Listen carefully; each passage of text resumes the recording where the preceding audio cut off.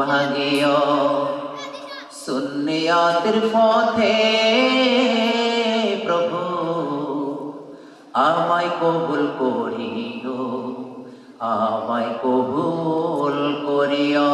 আল্লাহুম্মা সাল্লি আলা সাইয়্যিদিনা মাওলানা মুহাম্মাদ ওয়া আলা আলি সাইয়্যিদিনা মাওলানা বালাগাল উলা বিকামালিহি কাশাফাত দুজা বিজামালিহি হাসনাত জামিউ খিসালিহি সাল্লাল্লাহু আলাইহি ওয়া আলিহি। ত্রিভুবনের প্রিয় মুহাম্মদ, সকলে বলি সাল্লাল্লাহু আলাইহি ওয়াসাল্লাম, এলো রে দুনিয়ায়, আইরে সাগর আকাশে বাতাসে দেখবি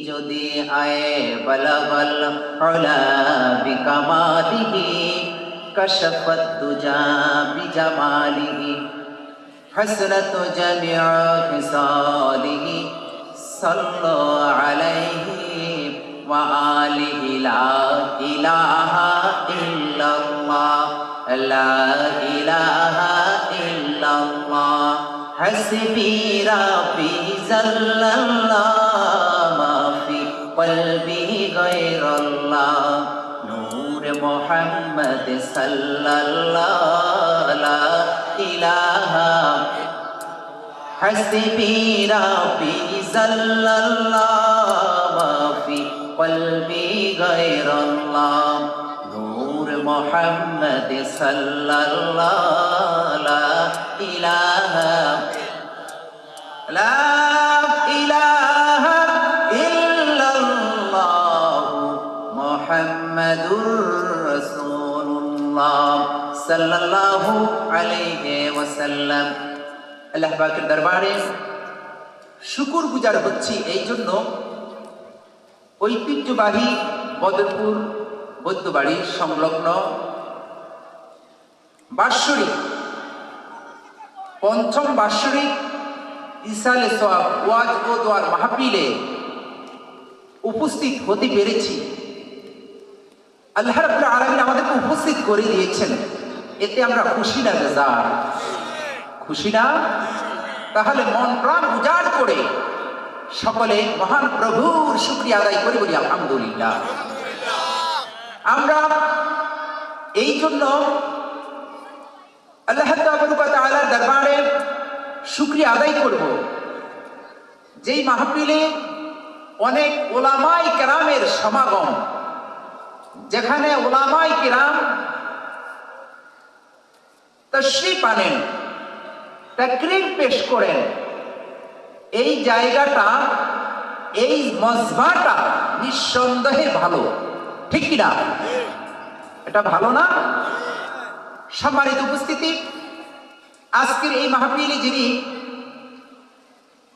সভাপতির আসনকে অলঙ্কৃত করেছেন,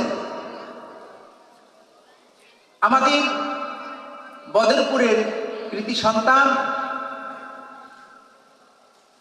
যিনি আমার মোস্ট সিনিয়র।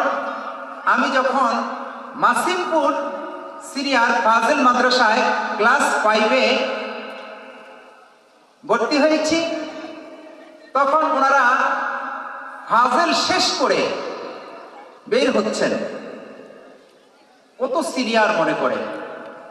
আজকে ওনাদেরকে সামনে নিয়ে কথা বলা, এটা এক ধরনের ভাগ্যই বলতে পারেন। তো যিনি আসনকে অলঙ্কৃত করেছেন, হযরত মাওলানা বিল্লাল হুসাইন সাহেব, খতিব বাইতুল আমান জামে মসজিদ, ঢাকা। আল্লাহ রাব্বুল আলামিন হুজুরের হায়াতের মধ্যে দারাজ করে দেন, সকলে বলি আমিন। সম্মানিত উপস্থিতি, আপনারা শুনে আনন্দিত হবেন। এই বদরপুর ভাষী দ্বন্দ্ব হয়েছে এবং এই বদরপুরবাসী নিজদের সম্মান উচ্চ হয়েছে। আজকে আমাদের এই মাহফিলের যিনি প্রধান মেহমান, মেহমানে আলা, মেহমানে উজমা, আওলাদে রাসূল, আন্তর্জাতিক ইসলামী স্কলার, যিনি সারা বাংলার সারা জাগানো উদীয়মান তরুণ বক্তা, যিনি যুবকদের আইডল, তো এমন একজন মেহমানের আবির্ভাব ঘটবে আমাদের এই বদরপুরের জমিনে, যিনি হলেন আওলাদে রাসূল। কি রাসূল? আওলাদে রাসূল বুঝেননি? কি বুঝেন?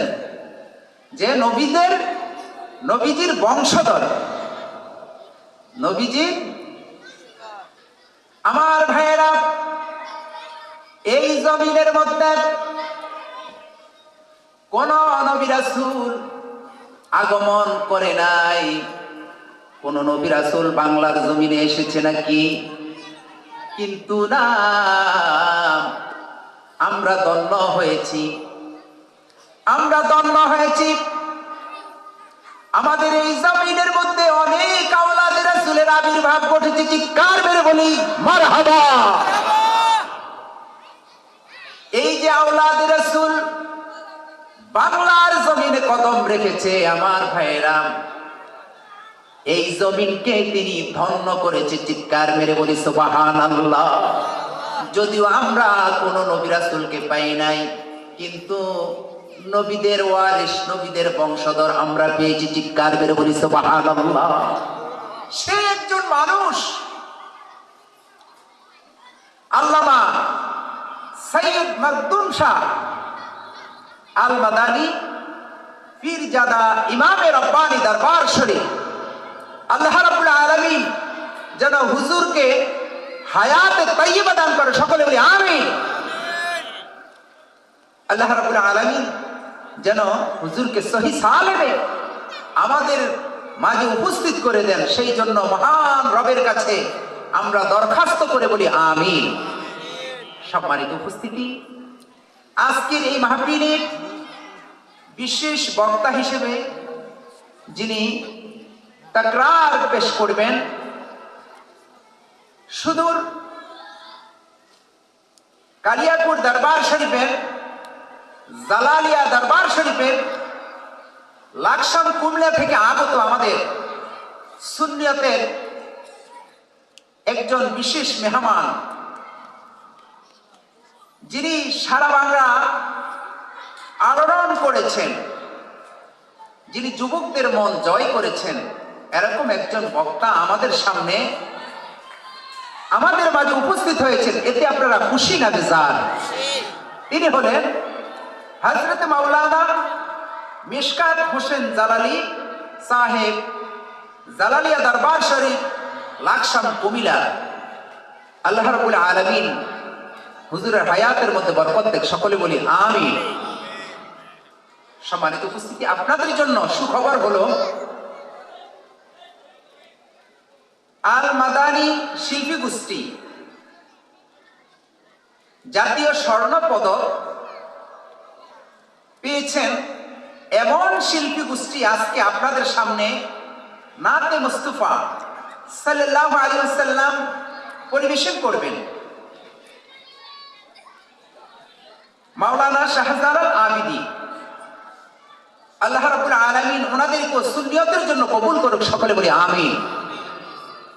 সম্মানিত উপস্থিতি, আপনারা অবশ্যই শুনেছেন মাগরিবের পরে যিনি আলোচনা করেছেন আমার ভাগিনা মোহাম্মদ আরিফ হোসেন সাহেব, যিনি ইমাম খতিব ওয়ারুক কেন্দ্রীয় জামে মসজিদে। আমার ভাগিনার জন্য আপনারা দোয়া করবেন, আল্লাহ যেন জামানার বড় হাদি হিসাবে কবুল করে। সকলে বলি আমিন। তার ইলমের মধ্যে যেন আল্লাহ বরকত দিয়ে দেয়। সকলে বলি আমিন। যেন ইসলামের খেদমত করতে পারে, আপনাদের সামনে বসে ইসলামের কথাগুলো, সঠিক কথাগুলো উপস্থাপন করতে পারে, আল্লাহ যেন সেই তৌফিক দান করে। সকলে বলি আমিন। সম্মানিত উপস্থিতি, মাহফিল পরিচালনায় যিনি আছেন আমার অত্যন্ত কলিজার মানুষ, আমার প্রিয় মানুষ, যিনি আমাদের লীলামবাড়ি জামে মসজিদের সম্মানিত খতিব এবং যিনি বদরপুর সিরাজম মুনিরা নুরানি মাদ্রাসার প্রধান হিসেবে দায়িত্ব পালন করতেছেন, আমার বন্ধুবর হযরতে মাওলানা বুরহানুদ্দিন সাহেব খতিব লীলামবাড়ি জামে মসজিদ, আল্লাহ হুজুরকে হায়াতের মধ্যে বরকত দেখ। সকল বলি আমিন। সম্মানিত উপস্থিতি, এই যে আজকে এই বেহেশতের বাগানে এসেছেন, আপনাদের কাছে কেমন লাগছে? আর একটু মনটা একটু উজাড় করে বলেন, কেমন লাগছে? ভালো লাগছে, লাগছে না? আজকের এই আয়োজন যুবক ভাইরা করেছে। কারা করেছে? যুবক ভাইরা করেছে। যুবকেরা যদি এত সুন্দর আয়োজন করতে পারে, আমরা যারা মুরব্বী আছি আমাদের খুশি হওয়া, এটা আমাদের খুশি হওয়ার ব্যাপার নয় কি? অবশ্যই খুশি হব আমরা, কারণ এই ছেলেরা চাইলে এখানে যাত্রার মঞ্চ, নাটক, বিভিন্ন ধরনের বাদ্যযন্ত্র, বিভিন্ন শিল্পী এনে অশ্লীল গান বাদ্য করতে পারতো, পারতো কিনা? কিন্তু আমাদের যুবকেরা কত সভ্য, কত সভ্য জাতি, তাদের মা বাবা কত গর্বিত, এত সুসন্তান তারা গর্ভে ধারণ করেছে, যারা ইসলাম প্রচারের ক্ষেত্রে ভূমিকা রেখেছে। এটা দ্বারা দ্বীনের প্রচার হয় কি হয় না? আল্লাহর দ্বীনের প্রচার হয় কি হয় না? এই যুবকদেরকে যেন আল্লাহ রাব্বুল আলামিন হযরতে ফারুক আযমের মতো বানিয়ে দেয়। সকলে বলি আমিন। হযরতে খালিদ বিন ওয়ালিদের মতো বানিয়ে দেয়। সকলে বলি আমিন। আমার ভাইরা, আজকের এই আয়োজন, সম্মানিত উপস্থিতি, আজকের এই মাহফিল যুবকেরা আয়োজন করেছে কবরকে পাশে নিয়ে সমস্ত কবরস্থানে মুর্দিগানের রুহের মাগফিরাতের জন্য আজকের এই আয়োজন করেছে যুবকেরা। দেখেছেন? অথচ এমন যুবক আছে যারা সারাটা দিনের মধ্যে একবার আল্লাহর নাম নেওয়ার মতো সময় তাদের থাকে না। আছে না নাই? সারাক্ষণ গান বাদ্য নিয়ে ব্যস্ত থাকে, থাকে কি থাকে না? কিন্তু আমাদের যুবকেরা ধন্য হয়ে গেল, তারা তাদের পূর্বপুরুষকে ভুলে নাই। যাদের বাড়িতে তারা বসবাস করে, যাদের জমি চাষ করে, যাদের দেওয়া সম্পদের উপর এই যুবকগুলো বিচারণ করে, তাদের মনে হয়ে গেল বৎসরে একবার হলো তাদের রুহের মাগফিরাতের জন্য আলেম ওলামাদেরকে ডেকে দোয়ার ব্যবস্থা করি। এটা কি নিঃসন্দেহে ভালো কাজ নয় কি? এটা ভালো কাজ না? এই যুবকদের জন্য আপনারা দোয়া করবেন। আমাদের দোয়া করবো আমরা সমস্ত কবরবাসীর জন্য, আল্লাহ যেন ওনাদেরকে মাহে রমাদানে যেভাবে ওনাদেরকে ক্ষমার ফয়সালা করে দেয়, একটি মাস আমরা আল্লাহর কাছে দরখাস্ত করব, একটি মাস নয়, যতদিন তারা এই কবরের জগতে থাকবে ততদিন পর্যন্ত যেন আল্লাহ রাব্বুল আলামিন তাদেরকে ক্ষমা করে দেয়। চিৎকার মেরে বলি সুবহানাল্লাহ, চিৎকার মেরে বলি আল্লাহুম্মা আমিন। সম্মানিত উপস্থিতি, কবর এমন একটা জায়গা, এই জায়গা যদিও আপনার কিনারে ইচ্ছা করলে এই কবরের মধ্যে যারা শুয়ে আছে তাদের কোনো খোঁজ খবর আপনি নিতে পারবেন? নিতে পারবেন তো? না বলে না কেন? আপনারা চুপ করে বসে খবর নিতে পারবেন? আমার ভাইয়েরা, জায়গাটা বেশি দূর না, 3.5 হাত। এই 3.5 হাত জায়গার খবর আমরা নিতে পারবো না, নিতে পারি না।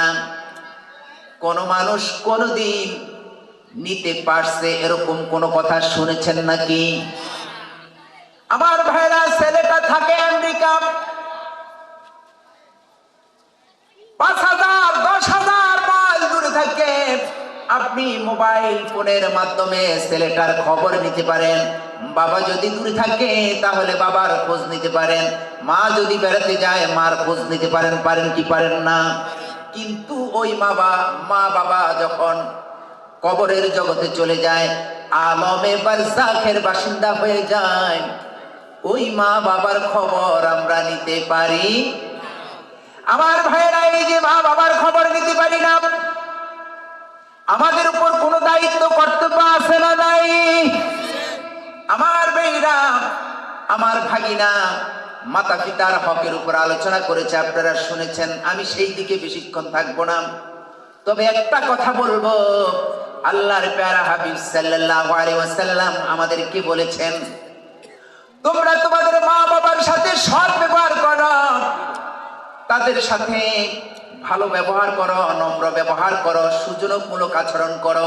এমন কোন ওয়ার্ড, এমন কোন বাক্য তাদের সাথে ইউজ করো না যে বাক্যের দ্বারা মায়ের মন থেকে, বাবার অন্তর থেকে উহু শব্দ নিগৃহীত হয়। ও উম্মত জানুনি,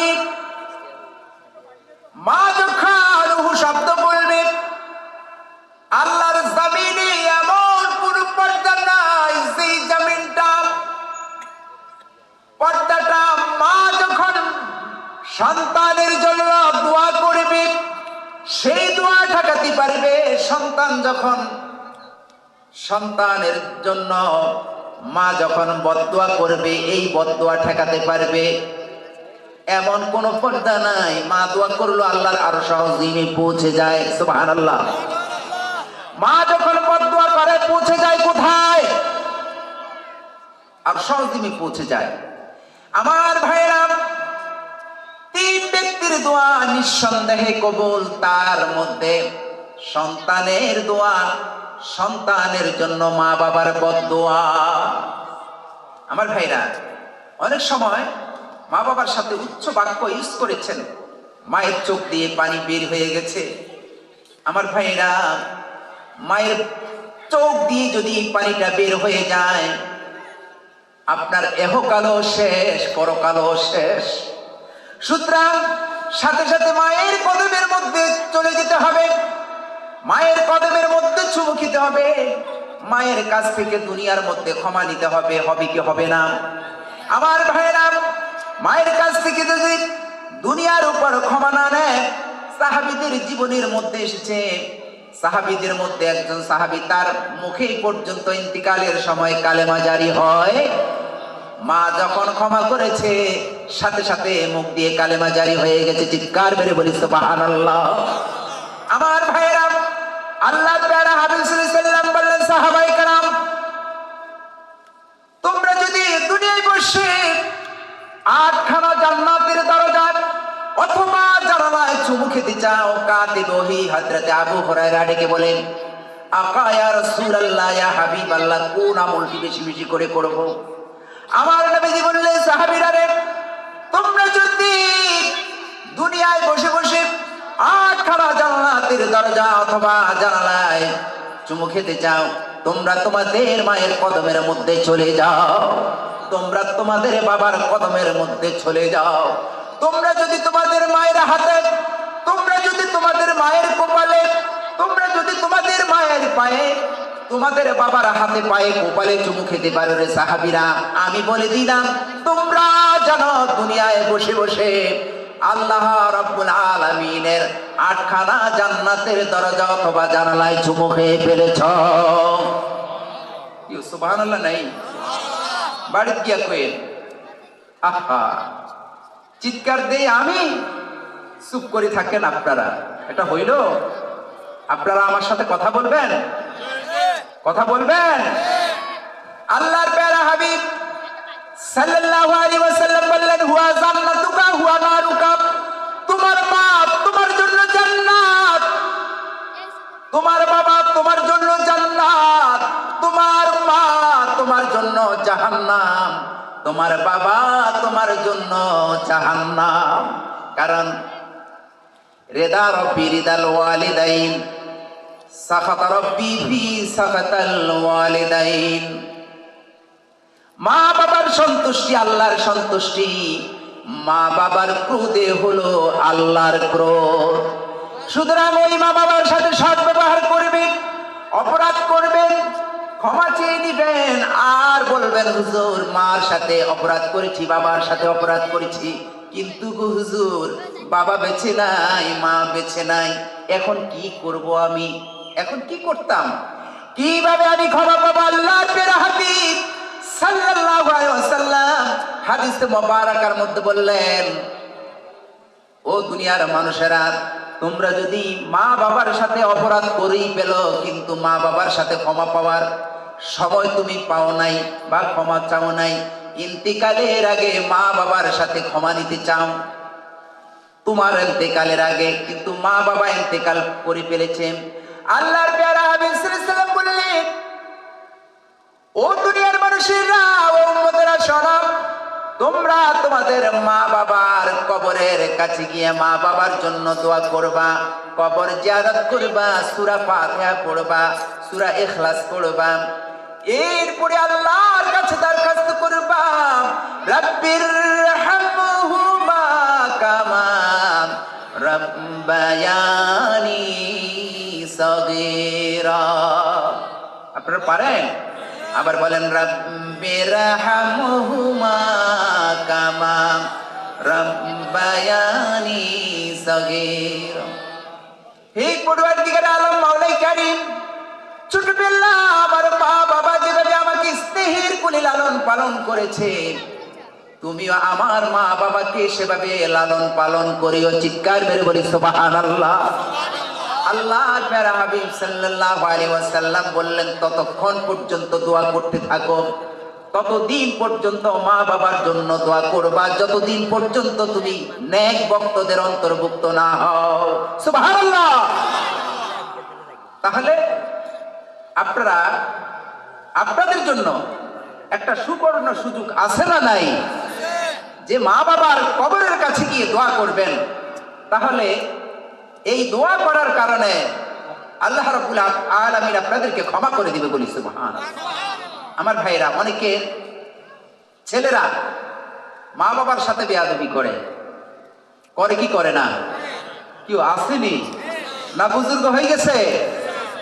আমার ভাইরা, ছেলে যত বড়ই হোক, যত টাকার মালিক হোক, যত কোটিপতি হোক না কেন, ছেলের যত সম্মানে থাকুক না কেন, ছেলে জমিনের উপর যত বড় হক কথা বলুক না কেন, সারাটা জীবন বাবার বিরুদ্ধে মায়ের বিরুদ্ধে বলে গেল, মা হক কথা বলে না, বাবা হক কথা বলে না। কে বলে? ছেলে বলে। আমার ভাইয়েরা, যদিও ছেলে এই কথাটা বলে, বাবা হক কথা বলে না, বাবা সঠিক বিচার করে না, মা সঠিকভাবে নজর করে না, আল্লাহর প্যারা হাবিব সাল্লাল্লাহু আলাইহি ওয়াসাল্লাম বললেন, যদিও এরকম ব্যবহার করে, তোমার সাথে খারাপ ব্যবহার করে, ও উম্মত, তারপরও কখনো কোনোদিন মা বাবার চোখের দিকে তাকিয়ে কথা বলা যাবে? আর একটু জোরে বলেন, যাবে? যাবে না। আমার ভাইরা, আমি এই সাবটারে ওয়াজ করতাম না, কিন্তু কেন জানি চলে আসলো। আমার ভাইরা, হাদিসে মুবারাকার মধ্যে আসলো, এক সাহাবী এসে বললেন, ইয়া রাসূলুল্লাহ, ইয়া হাবিবাল্লাহ, নবী গো, আমার মা মুশরিকা। আমার মা মুশরিকা। মুশরিকা মানে কি? মুসলমান না, না, না, বিজাতি, বিধর্মের, ইহুদি। কি বলছি কথাটা? কথা বুঝতে পেরেছেন? ইয়া রাসূলুল্লাহ, আমার মা মুশরিকা, এমন তো অবস্থায় আমি কি আমার মায়ের সাথে ভালো ব্যবহার করব কিনা, আমি আমার মায়ের খেদমত করব কিনা? আল্লাহর প্যারা হাবিব সাল্লাল্লাহু আলাইহি ওয়াসাল্লাম বললেন, তোমার মা যদিও মুশরিকা হয়, কিন্তু তুমি তোমার মায়ের সাথে ভালো ব্যবহার করো। সুবহানাল্লাহ। তুমি তোমার মায়ের খেদমত করো, খবরদার কখনো কোনোদিন মা বাবার সাথে খারাপ ব্যবহার করা যাবে।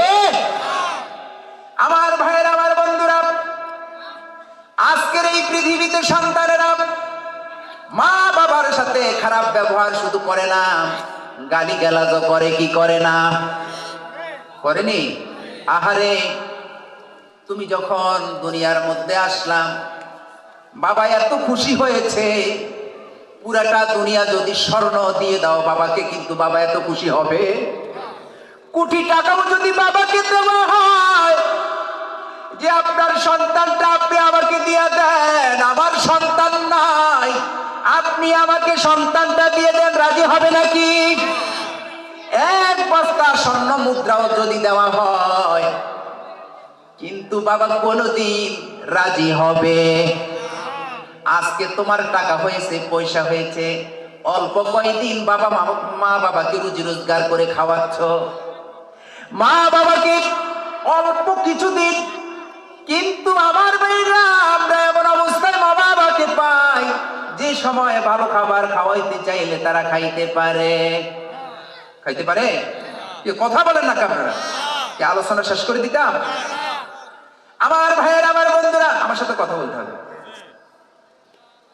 ভালো জিনিস খাওয়াতে চাইলে মা খাইতে পারে না, প্রেসার, হার্টে দুইটা ব্লক পড়ে আছে, ডায়াবেটিস হয়ে গেছে, বেশি খাবার খাইলে মা সইতে পারে না, অশান্তি হয়ে যায়।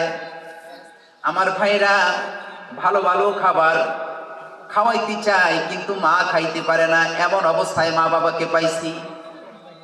এরপরও মা বাবা যতটুকু খায়, এই খাওয়ানোর পরও মা বাবাকে খোঁটা দেয় কি দেয় না? দেয়নি? আহারে, তোমার দুনিয়াও শেষ, আখেরাত। তুমি যতই নামাজ রোজা করো, মা বাবাকে কষ্ট দিলে নামাজ রোজা যায় বিফলে। মা বাবাকে কষ্ট দিলে নামাজে রোজা যায় বিফলে। তিন কথার সাথী পায়া বইলা যায় না, আল্লাহ নবীজির দয়া তারা পাবে না। আইরে মা বাবার কথা মতো যে জন চলে না, আল্লাহ নবীজির দয়া তারা পাবে না। তারা পাবে? আমার ভাইয়েরা, আরেকটি অপশন আলোচনা করে আমি অন্যদিকে চলে যাব। এরপরে আমার ভাইয়েরা, এক সাহাবী এসে নবীজির কাছে বললেন, ইয়া রাসূলুল্লাহ, ইয়া হাবিবাল্লাহ, নবী গো, আমি নেক পাওয়ার জন্য, আল্লাহ রাব্বুল আলামিনের সন্তুষ্টির জন্য আমি জিহাদের ময়দানে যেতে চাই। কোথায়? আপনার হাতে বয়াত হতে চাই, জিহাদের বয়াত নিতে চাই। কে বলেছেন? সাহাবী বলেছেন। আল্লাহর প্যারা হাবিব সাল্লাল্লাহু আলাইহি ওয়াসাল্লাম বললেন, ও সাহাবী, তোমার বাবা বেঁচে আছে নাকি? বলে হ্যাঁ বেঁচে আছে। বলে তোমার মা বেঁচে আছে নাকি? বলে হ্যাঁ বেঁচে আছে। সাহাবী রে, তুমি যদি আল্লাহ রাব্বুল আলামিনের কাছ থেকে উত্তম নেক পেতে চাও, আল্লাহর পছন্দনীয় বান্দা হতে চাও, তুমি গিয়ে তোমার মা বাবার খেদমত করো। সুবহানাল্লাহ। আমার ভাইরা, জিহাদের ময়দানে গেলে লাভ হয় না লস হয়? লাভ হয় না? আমার ভাইরা, জিহাদের ময়দানে কোন লোক যদি শহীদ হয়ে যায়, হাসরের ময়দানে বিনা হিসাবে জান্নাতে চলে যাবে। বলি সুবহানাল্লাহ। দ্বীনের জন্য শহীদ হওয়া এটা সাইট্টিখানি কথা না। আল্লাহ রাসূল বললেন, সাহাবীরে, তোমাকে হিজরত করার দরকার নাই, জিহাদের ময়দানে যাওয়ার দরকার নাই, তুমি তোমার মায়ের কদমের মধ্যে চলে যাও। সুবহানাল্লাহ। দেখছেন, অনেকে বলতেছে মা বাবা আমাদের সাথে খারাপ ব্যবহার করে, সমান বিচার করে না।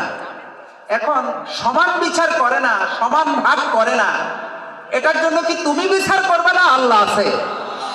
আল্লাহ আছে না? আল্লাহ রাব্বুল আলামিন সব দেখছেন। তুমি কি বেশি বিচার করতে পারবে না? আল্লাহ। যাররা পরিমাণ হিসাব যদি মা বাবা সন্তানের ব্যাপারে ব্যতিক্রম করে, জবাব দিতে হবে কি হবে না? সেই জন্য কি তুমি বিচার করবা? তুমি মা বাবার জন্য বিচার রাখবা? খবরদার। হুঁশিয়ার হয়ে যাও আমার ভাইয়েরা। আমি আর এই পর্বে থাকতে চাই না। একটু দূরে শুরু করে আল্লাহুম্মা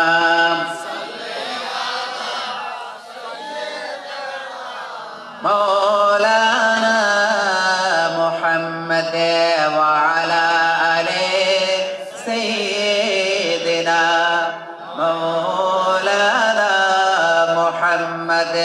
বলেন মন আমার কাঁদে রে, প্রাণ আমার কাঁদে রে, যাইতে সোনার মাদিনা। পারেন আপনারা? বলেন মন আমার কাঁদে রে, প্রাণ আমার কাঁদে রে, যাইতে সোনার মাদিনা। জি মাদিনা দন্ন হলো, জি মাদিনা দন্ন হলো, পেয়ে তব ঠিকানা। আল্লাহুম্মা